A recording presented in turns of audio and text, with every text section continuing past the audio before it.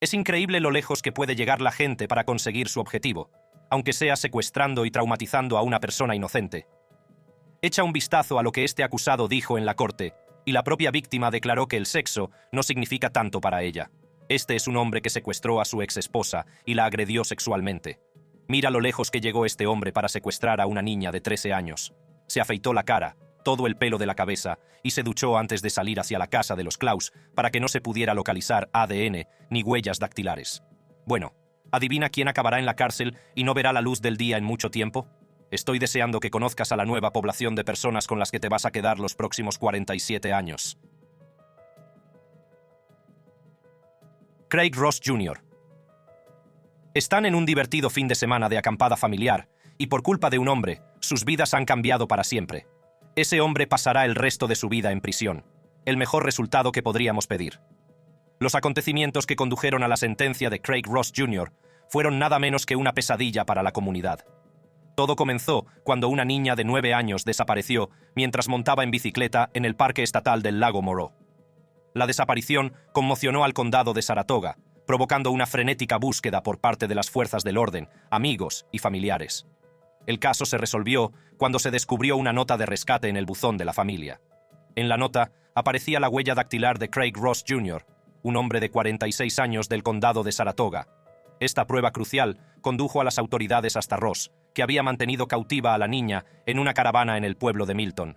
La encontraron el 2 de octubre, 2 días después de su desaparición, lo que supuso una mezcla de alivio y horror para quienes la habían estado buscando desesperadamente. Craig Ross fue acusado de secuestro y agresión sexual a la joven. En la abarrotada sala del tribunal, se declaró inmediatamente culpable de todos los cargos para evitar un juicio. ¿Cómo se declara culpable o inocente del cargo de secuestro en primer grado? Un delito grave de clase 1 en violación de la sección 135.25 sub 1 de la ley penal. Culpable. Las emociones estaban a flor de piel mientras se desarrollaba la sentencia. El tío de la niña, Patrick Sena, pronunció una poderosa y emotiva declaración de impacto. Me emociona que conozca a la nueva población de personas con las que convivirá los próximos 47 años. Sigue haciendo ejercicio, fortalécete y conoce a todas las personas que conocerás en tu nueva residencia. Eso es exactamente lo que has hecho. Buena suerte y que Dios no se apiade de tu alma, dijo Sena, con la voz llena de una mezcla de rabia y pena. La ayudante del fiscal del distrito del condado de Saratoga, Jennifer L. Buckley, leyó una desgarradora declaración escrita por la propia joven. Yo era la presa, y tú eras el depredador. Ahora yo soy el depredador, y tú la presa. Espero que sepas que te odio a muerte. Me recuerdas a una mancha en una camiseta blanca. El fiscal leyó la afirmación de Ross de que acababan de despedirle de su trabajo, y al ver a la joven, se le ocurrió secuestrarla para ganar dinero cobrando un rescate de sus padres.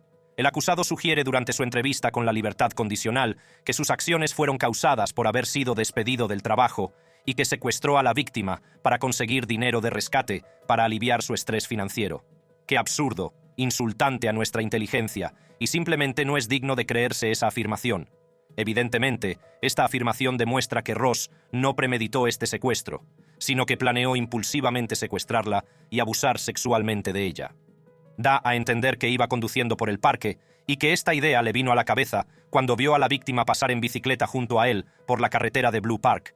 Si el tribunal diera crédito a la afirmación del acusado de que esto no fue premeditado ni planeado, sus acciones serían aún más perturbadoras porque revelan a un depredador infantil impulsivo. La madre de la niña, Trisha Sena, también habló ante el tribunal, destacando la increíble resistencia y fortaleza de su hija. Es una superviviente, y trabaja cada día para ser una superviviente, y sé que cuando crezca, va a ayudar a otros niños a convertirse en supervivientes también, dijo Sena. Sus palabras un testimonio de la valentía y determinación de la joven para superar el trauma que sufrió. Antes de la sentencia, el juez preguntó si Ross tenía algo que decir a la familia de la víctima. ¿Quiere decir algo en este momento? Al comenzar la fase de sentencia, la tensión en la sala era palpable.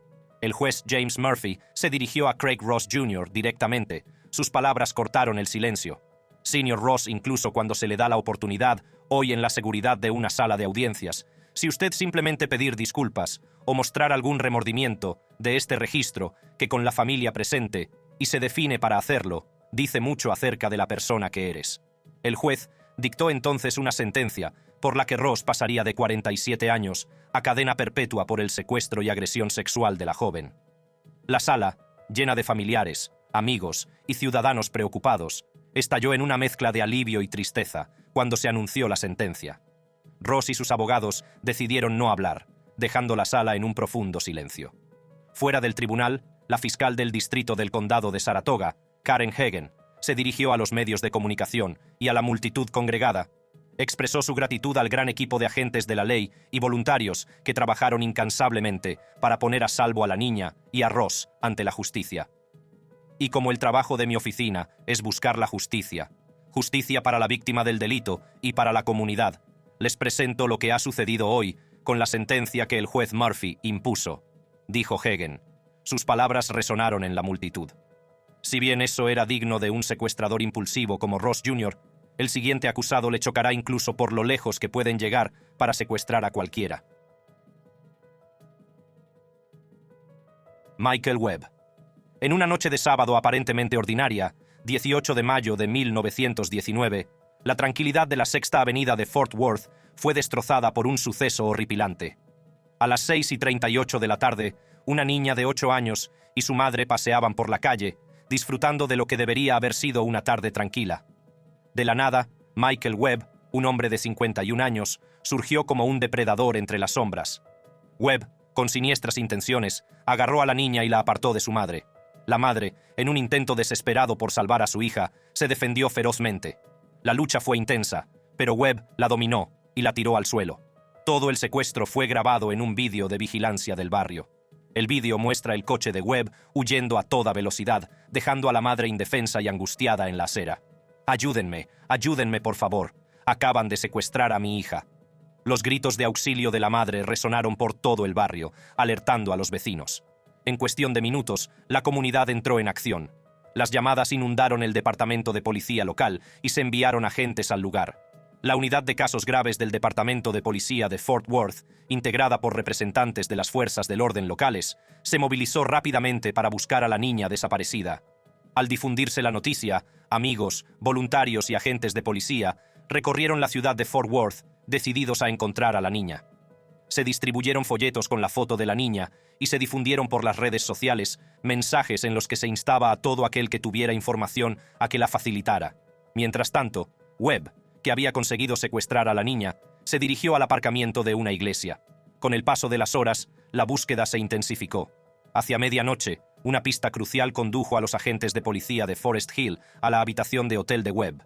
Webb, consciente de la presencia policial, amenazó a la niña y la escondió en un pequeño cesto de la ropa sucia. Los agentes, tras inspeccionar visualmente la habitación, se marcharon sin encontrar a la niña, un momento desgarrador para todos los implicados. A pesar de este contratiempo, la determinación de la comunidad no flaqueó. Un amigo de la familia, movido por la esperanza y la desesperación, vio el Ford Sedan de Webb y llamó inmediatamente al 911. El Departamento de Policía de Fort Worth acudió rápidamente. El Departamento de Policía de Fort Worth respondió rápidamente, confirmando que parecía haber sangre en el asiento delantero del pasajero. Departamento de Policía de Fort Worth, abra la puerta. Abra la maldita puerta. Ábrala ahora. Rómpanla. Este descubrimiento hizo que las fuerzas del orden actuaran con rapidez, consiguiendo entrar en la habitación del hotel y rescatando a la víctima, que seguía escondida en el cesto de la ropa sucia. Las manos. Déjeme ver sus manos. Salga de aquí. Salga. Salga. Se pondrá en el suelo. Sangre en la cama. Sangre en la cama, hombre. El momento del rescate estuvo lleno de alivio y emoción. Los oficiales anunciaron en sus radios: «¡Hey! Aquí está. La tenemos. La tenemos. La tenemos. Hola, amigo. La tenemos». Tras la intensa búsqueda y rescate, Michael Webb fue arrestado y acusado de secuestro. El juicio comenzó en septiembre de 29, y la sala se llenó de tensión y expectación. Durante los 2 días que duró el juicio, la acusación presentó una montaña de pruebas contra Webb. El vídeo de vigilancia del barrio que mostraba el secuestro, el emotivo testimonio de la madre y la escalofriante confesión del propio Webb al FBI bastaron para procesarle. «¿Qué le dijiste para asustarla, Michael?» «Le dije que si decía algo, les haría algo a sus padres, y si estaba en la cárcel, tendría a mis amigos para hacerlo». La madre de la víctima subió al estrado, describiendo a su hija como valiente, fuerte e inteligente. La madre de la víctima subió al estrado y describió a su hija como valiente, fuerte e inteligente. relató los terribles detalles de la lucha física por la vida de su hija, haciendo llorar a muchos de los presentes. El jurado deliberó durante menos de 10 minutos antes de llegar a un veredicto unánime. Michael Webb fue declarado culpable del secuestro de la niña de 8 años. La fiscal federal Erin Neely Cox se dirigió al tribunal y declaró: «El acusado robó la inocencia de esta víctima. Ella sabe que hay maldad en este mundo. El mal tiene rostro, y ese rostro es el de Michael Webb». Sus palabras resonaron profundamente, poniendo de relieve el profundo impacto de las acciones de Webb en la joven y su familia. El agente especial del FBI, Matthew G. DeSarno, de la oficina de Dallas, también se pronunció, subrayando la importancia de la sentencia. Un peligroso depredador va a pasar el resto de su vida entre rejas porque las fuerzas del orden y ciudadanos voluntarios trabajaron incansablemente para llevar a salvo a la víctima a casa. La sentencia de hoy envía un importante mensaje a todos los depredadores. No permitiremos que ningún delito contra menores quede impune. El juez de distrito Reed C. O'Connor presidió el juicio y dictó la sentencia de cadena perpetua. La sala del tribunal estalló en una mezcla de alivio y emoción cuando se anunció la sentencia. La familia de la niña, sus amigos y los miembros de la comunidad sintieron que se había hecho justicia y que Webb no volvería a hacer daño a otro niño. El siguiente acusado incluso llevó sus propias acciones al siguiente nivel. Localizó a una chica, la siguió, planeó la escena perfecta del secuestro y la llevó a cabo. Bueno, veamos cómo terminó para él.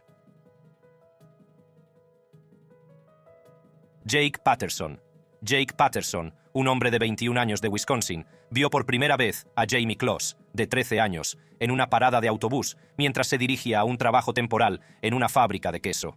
Este encuentro aparentemente inocente pronto se convertiría en una espeluznante secuencia de sucesos que ocurrirían más tarde. La obsesión de Patterson por Jamie empezó a crecer y planeó meticulosamente su secuestro con una precisión escalofriante. Estaba conduciendo, creo que era o hacia o a casa desde el trabajo. Vio un autobús escolar, la vio a ella y había tomado la decisión en ese momento de que se la iba a llevar. ¿Y la vio ir del autobús escolar a su casa?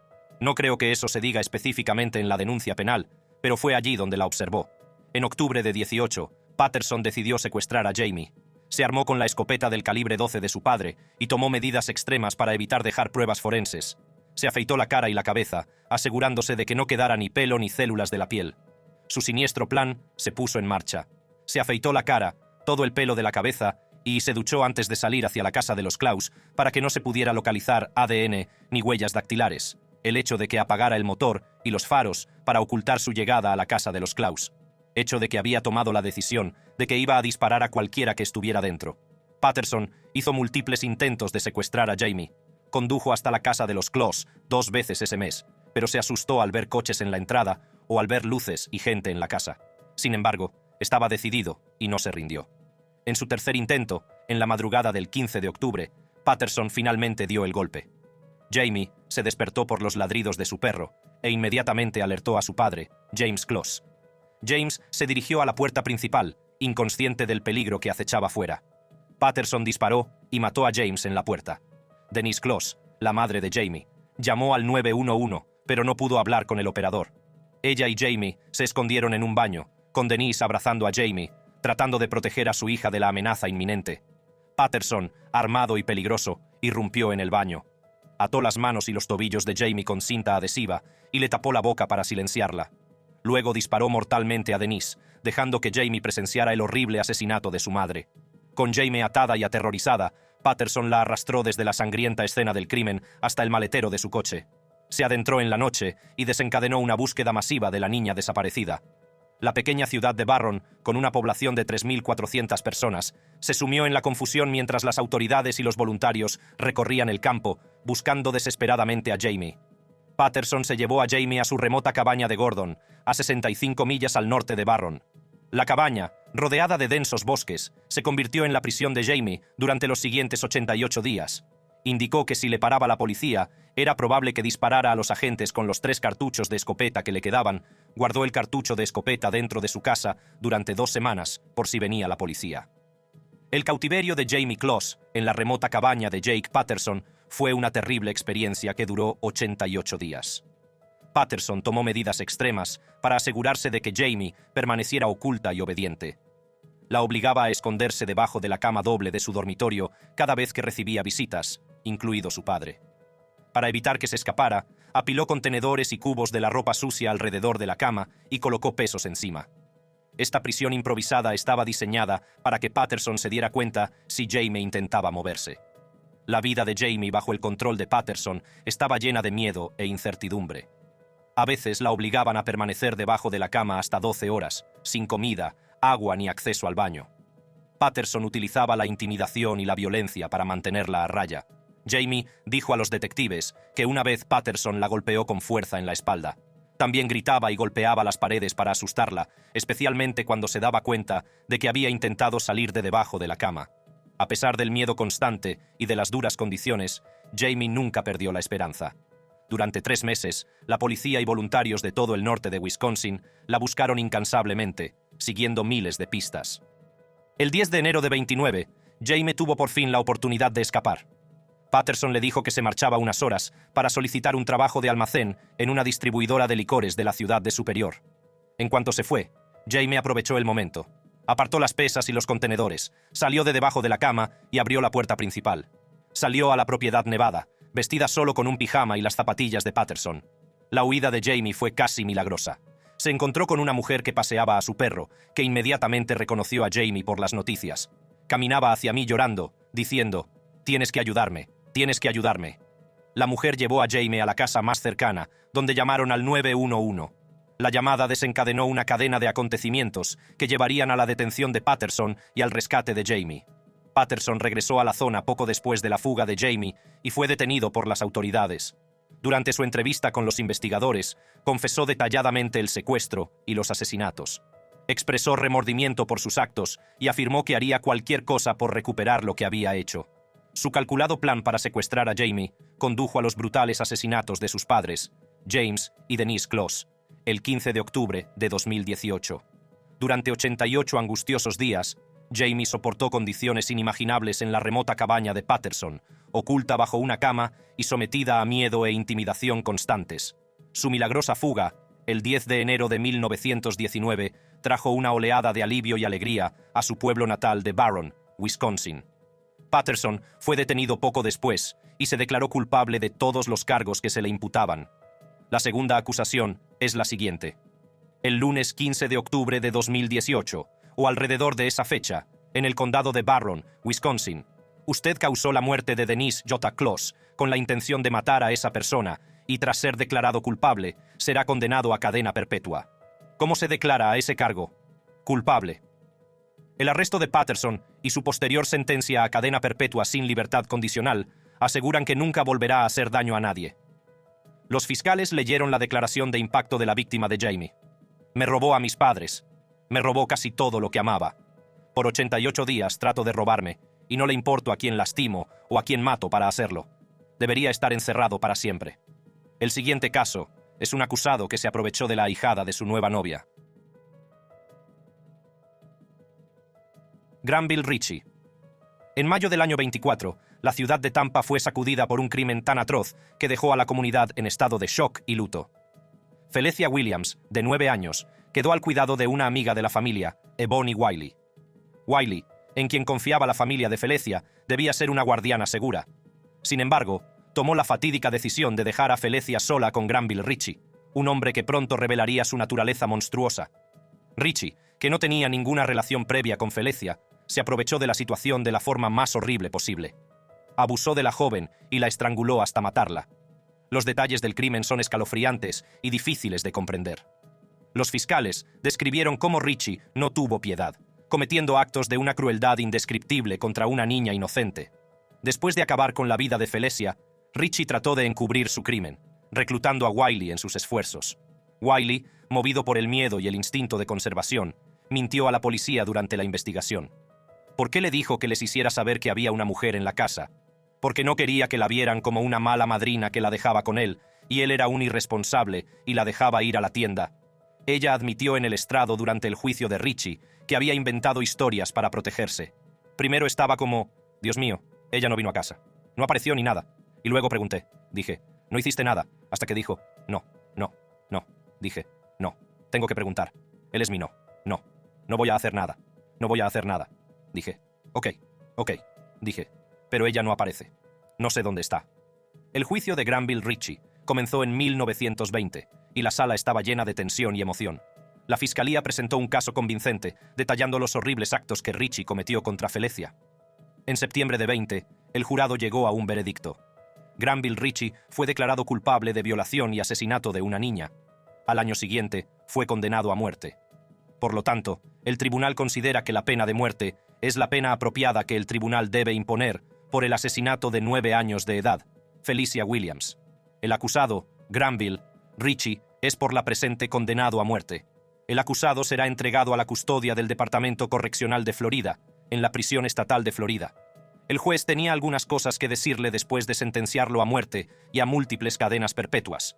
Señor Ritchie, tengo una última cosa que decirle. No habrá redención corporal para usted. Y lo que quiero decir con eso es de su ser físico, su persona. Permanecerá encarcelado hasta la fecha de su muerte. La decisión supuso una sensación de cierre para algunos, pero el dolor y la pérdida que sintieron la familia de Felecia y la comunidad siguieron siendo palpables. El padre de Felicia hizo una conmovedora declaración sobre el impacto en la víctima que molestó a algunas personas. Tienes un largo camino por delante y vas a necesitar a Dios. Te perdono. No tengo ira contra ti, hermano. Abraham estaba dispuesto a sacrificar a su hijo. Yo sacrifiqué al mío. Yo era tú. Una vez fui tú. Dentro y fuera de estos mismos tribunales. Fui un monstruo. A pesar de la condena, Ritchie no mostró remordimiento. En cambio, comenzó una campaña implacable para anular su sentencia de muerte. Presentó recursos, buscando registros policiales y documentos de múltiples agencias, con la esperanza de encontrar algún error legal que pudiera darle una segunda oportunidad. Sus acciones fueron vistas por muchos como un intento desesperado de escapar a la justicia. El Tribunal Supremo de Florida rechazó recientemente la petición de Ritchie, pero este siguió presionando para obtener más registros. Los fiscales calificaron sus esfuerzos de expedición de pesca, y el juez de Tampa, Michelle Cisco, se mostró cauteloso. El juez Cisco declaró que no estaba interesado en expediciones de pesca a gran escala, pero que estaba dispuesto a considerar solicitudes más específicas que potencialmente podrían conducir a una reclamación de color. Durante una audiencia virtual, el tribunal recibió información actualizada sobre los documentos que se habían entregado y las pruebas que aún debían proporcionarse a Ritchie. El juez Cisco tomó una decisión rápida, accediendo a la solicitud de Ritchie de registros públicos, pero solo en parte. Especificó que los registros de la oficina del sheriff del condado de Hillsborough por sus servicios de protección infantil serían entregados. Si Ritchie encuentra algún error en esos registros, eso podría darle argumentos legales para luchar contra su sentencia de muerte. El juez Cisco ha programado 2 audiencias más sobre este asunto, manteniendo el caso muy vivo en el sistema legal. Aunque esa fue la mejor sentencia para un depredador asesino como Ritchie, el siguiente acusado está a punto de sorprenderte con sus acciones y lo lejos que llegaría para demostrar que tiene razón. Trevor Summers. Entremos en el caso de Trevor Summers, un padre de Florida que fue condenado en los tribunales por secuestro e intento de asesinato. Se hizo una llamada al 911 de un hombre que informó del caso de una mujer que salió corriendo del coche de un hombre gritando pidiendo ayuda. Y un tío salió corriendo del coche de un tío. La llamé, las manos estaban hablando y el coche no podía ayudarme. Puedes agarrarla y ponerla de nuevo en mi coche. ¿Cuál es su dirección? ¿Es Walgreens y Fish Hawk? No sé la dirección. Trevor Summers y su esposa, Alyssa Mathewson, habían pasado por un periodo tumultuoso. Su matrimonio se había deteriorado hasta el punto de que ambos habían solicitado órdenes de alejamiento el uno contra el otro. A pesar de su tensa relación, compartían la custodia de sus 5 hijos, tratando de mantener cierta normalidad por el bien de ellos. Arden Summers, la mayor de los hijos, tenía entonces 14 años. Admiraba a su padre y deseaba que su familia volviera a estar completa. Trevor, consciente de los sentimientos de su hija, la manipuló para que le ayudara a ejecutar un siniestro plan. Convenció a Arden de que necesitaba su ayuda para hablar con Alyssa de volver a estar juntos. Desesperada por ver a su familia reunida, Arden aceptó sin dudarlo. La noche del 11 de marzo del 27, Arden dejó una ventana abierta en casa de Alyssa, lo que permitió a Trevor entrar. El plan de Trevor no era reconciliarse, sino secuestrar a Alyssa y someterla a un calvario de 55 horas que la dejaría traumatizada. A medida que avanzaba la noche, Trevor trepó por la ventana abierta y comenzó sus horribles acciones. Ató a Alyssa con luces de Navidad y un cable de aspiradora, la amordazó con un calcetín y la sacó a rastras de su dormitorio. Mientras tanto, Arden y su hermano de 12 años, Landen, esperaban en el coche de Trevor calle abajo, completamente ajenos al terror que estaba padeciendo su madre. Alrededor de las 5 de la mañana, Trevor ordenó a Arden que entrara y llevara a sus hermanos pequeños, Bryn, de 7 años, y Grady, de 5, a su casa. A pesar de su escasa experiencia al volante, Arden condujo a sus hermanos 30 minutos hasta la casa de su padre, preocupada por su hermano Cooper, de 3 años, que se había quedado solo. De vuelta en casa de Alyssa, la pesadilla continuó. Trevor agredió sexualmente a Alyssa e intentó matarla 2 veces, una asfixiándola con una almohada y otra estrangulándola con una cuerda. El calvario de Alyssa duró 55 horas hasta que las autoridades finalmente localizaron su vehículo y la rescataron. El juicio, que tuvo lugar en agosto de 22, fue un momento crucial para Alyssa Mathewson y sus hijos. La sala del tribunal se llenó de tensión cuando la acusación expuso los escalofriantes acontecimientos de aquellas 55 horas, explicando el terror que padeció Alyssa. En algún momento del juicio, Trevor despidió a algunos de sus abogados y acabó representándose a sí mismo. Quiere librarse de mí, y si hace falta representarse a sí mismo para librarse de mí, eso es lo que está dispuesto a hacer. Durante el juicio, interrogó a su exmujer Alyssa, que es la víctima. Llegaste y me pusiste la almohada en la cara con toda la fuerza. De acuerdo. En tu declaración. En su declaración aquí en este tribunal, dijo que la mirada en mi cara era la mirada de la muerte, maldad y odio. Incluso llegó a preguntar cómo sabía que tenía malas intenciones en su corazón hacia ella. No, creo que su declaración fue que sabía que iba a matarla cuando vio mi cara. Correcto. Sí. ¿Cómo lo supiste? ¿Qué había en mi corazón? ¿Cómo supiste lo que había en mi mente? También mencionó a la corte que a su exesposa no le importaba tanto el sexo, y su acusación de abuso sexual no era válida. Y la propia víctima declaró que el sexo no significaba tanto para ella. Es decir, eso no significa que alguien de esa posición no pueda ser maltratada sexualmente solo porque el sexo no signifique tanto para ella. Summers fue acusado de secuestro, 2 cargos de intento de asesinato, 2 cargos de agresión sexual, 4 cargos de negligencia infantil, robo de coche y violación de una orden de alejamiento. Las pruebas contra él eran abrumadoras. La fiscalía presentó los testimonios de Alyssa, que relató con valentía su terrible experiencia, y de Arden, que compartió su culpabilidad y la manipulación por parte de su padre. El hombre que llamó al 911 también testificó contra Trevor ante el tribunal. ¿Qué era lo que gritaba esa mujer? Y le dije que había oído algo así como «llama a la policía». ¿Qué observó a continuación? El hombre la perseguía. ¿Recuerda algo sobre este hombre? ¿Cómo vestía? ¿Qué aspecto tenía? El testimonio de Arden fue particularmente desgarrador. Describió cómo su padre la había convencido para que le ayudara, creyendo que intentaba reunir a su familia. Era un hombre en el que confiaba y un hombre que creía que no podía hacer nada malo. Y saber que me utilizó para hacer lo que quería duele más que nada. Habló de la culpa que le había pesado durante años, sintiéndose responsable de lo que le había ocurrido a su madre. El juez Sabella, conmovido por las palabras de Arden, se dirigió directamente a ella. Le aseguró que no debía sentirse culpable de nada de lo sucedido, subrayando que la responsabilidad recaía únicamente en su padre. Sus palabras proporcionaron a Arden una sensación de cierre, permitiéndole iniciar el proceso de curación. El jurado deliberó durante horas, pero el veredicto fue claro. Nosotros, el jurado, declaramos lo siguiente en el primer cargo. El acusado es culpable de intento de asesinato en primer grado y el acusado personalmente portaba, mostraba, usaba, amenazaba o intentaba usar un arma. Sí, Trevor Summers fue declarado culpable de todos los cargos. La sala estalló en una mezcla de alivio y emoción cuando se leyó el veredicto. Para Alyssa y sus hijos, fue un momento de justicia, un paso hacia la curación del trauma que habían sufrido. Trevor Summers fue condenado a 3 cadenas perpetuas, seguidas de otros 224 años de prisión. Haga clic en una de las tarjetas de la pantalla para ver más vídeos como este.